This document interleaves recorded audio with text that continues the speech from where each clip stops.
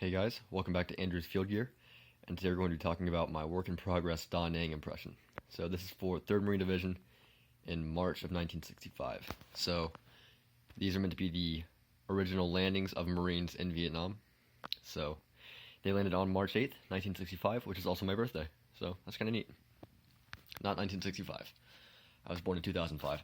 So anyway, for the uniform itself, I'm using P56 fatigues right here. I got these from a friend. They still have the USMC barely visible. I'd love to touch it up with like a modern day stamp or something like that, a stencil, but they're just so old I really don't want to mess with them. So I have the pants as well. I had to do some minor repairs to them. The map pocket button on the inside was missing, so I just sewed a new modern day button onto it. You know, it's underneath it's like on the inside of the jacket, so it's not that big of a deal. You can't see from the outside. I'm not too concerned about it. Next up is the big reason that this is a work in progress. This thing should be a first pattern. So right now I'm trying to find somebody with a first pattern M1955 or an M1952 in medium. So if you guys know anybody, do let me know. I'd really appreciate that. And I want to trade this one for it. I've had a lot of trouble finding a first pattern, and especially in my size, and I'd really appreciate any help you guys can give me. So next up is the website, which is also work in progress. This is an M1910 canteen cover. It's dated to World War II, which is cool, but it's wrong. It should be OD7, not OD3. The JFAC is correct. The Carlisle bandage is correct. 1961 pouches are, kosher, obviously. And then this is an original K-bar. Let me just show you guys here real quick with the U.S. Camelus New York stamp on it. There we go. So this is a period correct knife, which is nice. Now, one problem I have with the impression is that the belt is incorrect. It should be an M1961 belt. This is some kind of like late World War II experimental thing for the M1 carbine. So, additionally, these 1941 suspenders should be khaki, OD3, not OD7. These ones were produced in 1967, and as far as I can tell, 1967 is the first year that they made OD7 M1941 suspenders. So, next up is the rucksack. It's an M1941. This is going to stay. It's World War II dated. But most Marines seem to have OD3 shovel covers at Da Nang. Poncho, it's 66 dated, but they're the same, so it doesn't matter.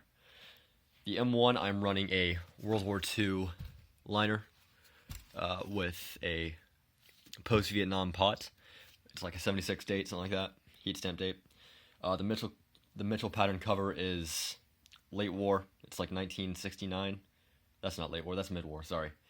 So, produced in 1969, long flap cover. Really, I don't care enough to actually get a short flap cover, but someday down the road I will do that. The boots are McNamara's. These were adopted by the Marines in like 1962, 1963, something like that. And they were fielded in Da Nang. So, you see them in conjunction with the M1951s, and M1951s basically don't exist. So, I'm running McNamara's. Additionally, some things I also will need include a Mitchell pattern shelter half. I have some pictures of guys who are running OD shelter halves, but the Mitchell pattern shelter half is just so cool. And plus, I'm talking to one lady who was willing to sell it to me for like $15. I just got to get the transaction done because it's taking her like 3 to 6 business weeks to respond. Inside the Jungle First Aid Kit, there is some work that needs to be done. Right now, I only have 2 bandages in there, which is fine. You should have 2 bandages in there, but you're supposed to have more. Oh, and also I have a packing list, which is a reproduction I made on my printer, so it's not going to be perfect, but let me just unfold it here for you. Sorry. It's a bit tough to do one-handed. There we go. So I got the picture from a friend of his packing list, so I just copied it verbatim. I still do need to sign it and all that stuff, put the assembly depot down, but aside from that, it is close enough. Because really, I can't find these for sale anywhere else except for with complete JFACs, and I don't want to have to buy a whole new JFAC just to get the packing list and I guess everything else in it. So we'll see how that turns out. Right now, that is not at the top of the list of priorities. Right now, number one is the flak vest. So additionally, stuff I'm also using is a white t-shirt. It's a modern day production white t-shirt, cotton, just regular t-shirt. So it's pretty much identical to the Vietnam ones.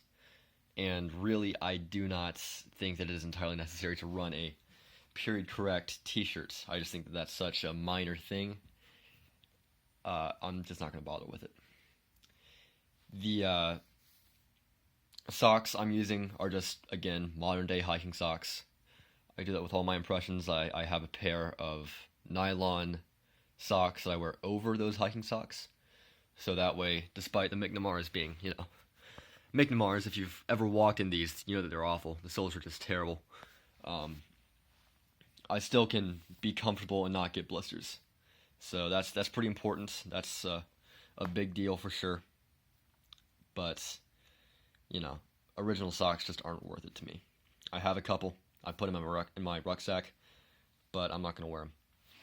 Some other things I need are some another 1910 canteen and cover in OD7. At the moment, I only have one 1910 canteen cover, period, and it is in OD3, and it's right there. So I think that all in all, the impression is coming together pretty nicely. For my birthday, which, as I said, was in a few days, I'm going to be getting an M14, so we'll see how that goes. It's the G&G airsoft gun, so it's not like an actual M1A or anything. Those are ridiculously expensive, so I'm not doing that. But at the moment, all I've got in these M14 pouches are just little wood blocks that I made on my workbench with, a saw and some 2x4. So you can just cut these, and they make the perfect approximation for M16 mags. If you like put them in your bandolier, I recommend spray painting them black, because you can actually see the wood blocks in the bandolier at certain angles, which is obviously pretty bad. So additionally, I'm not sure if I've told this story on the channel before, but I have a WIP XM177 coming in the mail. It was a Christmas present, actually, but Customs has decided to send it back to Japan and Hong Kong like 6 or 7 times by now, so it's got like thousands of miles on it.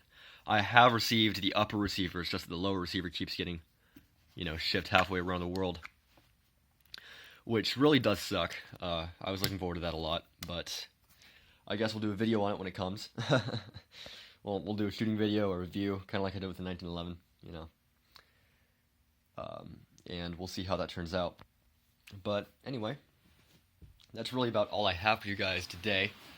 As I add stuff to it, I'll make more videos, Once I get the M14, I'll do a review on that. If I ever do actually wind up finding one of those flak vests, an M1955 first pattern or an M1952, I'll do a video on that as well.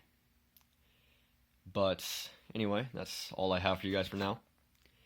I will see you guys later. Bye.